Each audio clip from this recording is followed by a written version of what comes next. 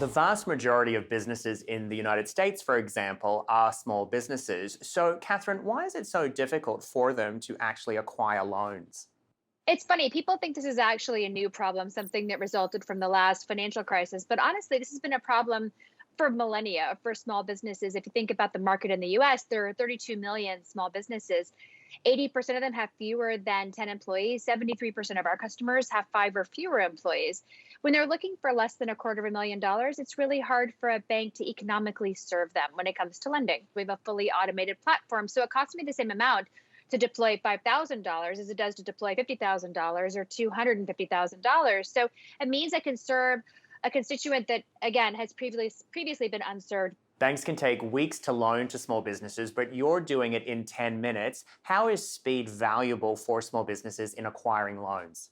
One commodity is that is in short supply for all of us is time, and that is the same thing for small businesses. So telling them in 10 minutes the answer to whether or not they have access to capital is really important. We're actually answering the same exact questions that banks are asking, but we're doing it differently. We're connecting in real time to data sources that our customers use to run their business. It could be their checking account, their accounting platform, their payment processor, social, shipping, you name the data source, and we're connecting to it in real time.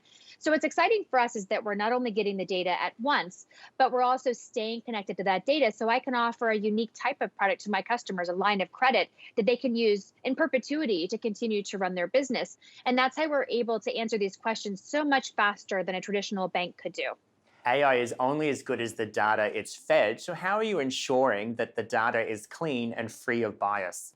On the one side, if you think about the data that's being used today by institutions, it is often provided by the customers. So, one of the largest sources of fraud in small business lending is actually manipulation of physical data that's being provided, whether it's changing a bank statement or a lease agreement or articles of incorporation. These are all things that can be modified if you're not connecting in real time to the actual verified source of data.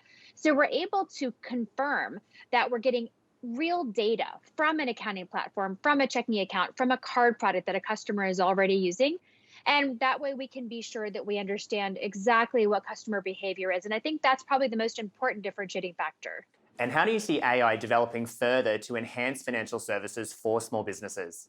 What's valuable and important about these models is that we can quickly learn and iterate based on new data that we're collecting. And it allows us to better serve our customers, to give higher lines and better terms to customers who are performing well, but may not have been historically viewed as good performers by traditional data. So machine learning allows us to just churn through so much more data than we could have done in the past. And I think a great example of that is Google Maps. It's never seen the data before, but it tells us where to go and how to get there.